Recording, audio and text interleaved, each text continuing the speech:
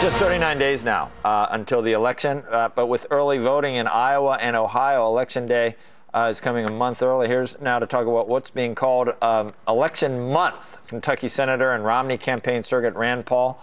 Senator Paul spent time with Governor Romney campaigning in Ohio this week. Senator, it's great to see you.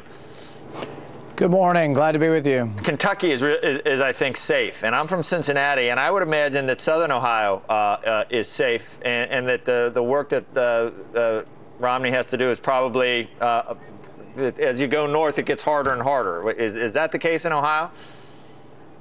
Well, you know, I think in Kentucky we've got it pretty well sewn up. Ohio is more difficult. But, you know, in 2010, Rob Portman wins by 18 points. Kasich wins for governor. They win the state house, the state senate, and 10 out of 18 congressional seats. And I'm hard-pressed to know how it's different in 2012 than it was in 2010.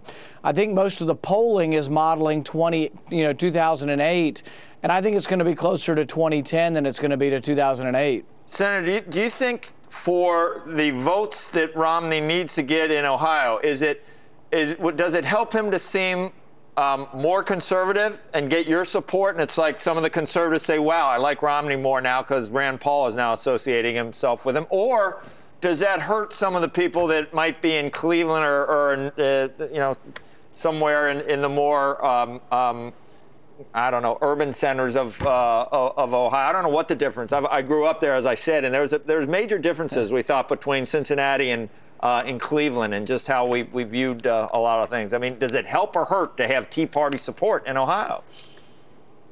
Well, I personally think that sort of libertarian Republicans attract people from the left, the right, and the center. Those of us who are ready to come home from Afghanistan, for example, I think attract some Democrats and moderates.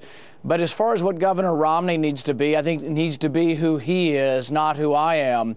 But I'm happy to campaign for him there, and hopefully that some people who do like a little less aggressive foreign policy, who are fiscally conservative but want the government to be limited and really think that the debt's a problem, those have been the things that I have talked about, and I think that will attract some moderates and independents also to the ticket. And I see it where what you just said, people are, Romney was interviewed by CNN, said about Ohio, polls go up and polls go down, but when November 6th comes, people are going to recognize we don't want a government that just keeps getting larger and larger, and we want more, we want business and the private sector to do better. And when he picked Ryan, I thought, all right, it's a clear choice now. The country has a clear choice which way they want to go, but something got lost in the last, you can just look at the polls where that didn't. People are not looking at that at this point. They must be looking at something else, because we do see President Obama leading in most polls. What changed? What's different? Well, it doesn't help when all the networks run a secret tape about 10,000 times in 1 week, and I think that really slanted and skewed the news some. But I also think that the polling onslaught that comes out that shows him behind, I don't think it's accurate, because I think the filters are closer to a 2008 model, and a 2010 model was dramatically different.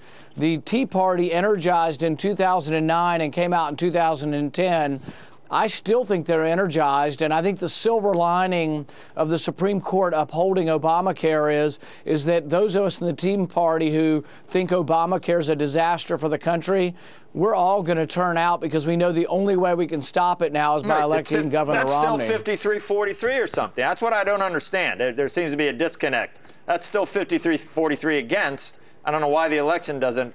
I mean, it's not a single issue vote, obviously. I still think the election goes our way. I've been predicting all along that I think really the election's over and Romney's won, because the mood of the country still is very concerned about the debt, but also very concerned about not having jobs, having 20 million people out of work. Senator, and so I think all of that goes in our favor still. Senator, very, very quickly, and Joe alluded to this earlier, this idea of the divide and what Paul Ryan in some respects was supposed to represent.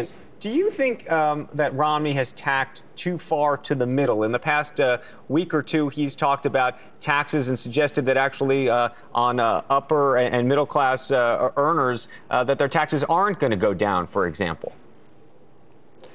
Well, I think it needs to be even simpler than that as far as the message. And I don't know about tacking this way or that way. I think genuineness, it helps you in elections. But what I would say is the main difference between the candidates from my perspective is that President Obama thinks that you can hire more government workers and that will stimulate the economy. I see government workers not as bad people, but they're in the wagon. You got to have more people pulling the wagon. I think Governor Romney understands that. You got to grow the private sector. Senator Paul, thank you for being on today. Appreciate it a lot. Okay, we got a lot more coming up at 8:30 Eastern.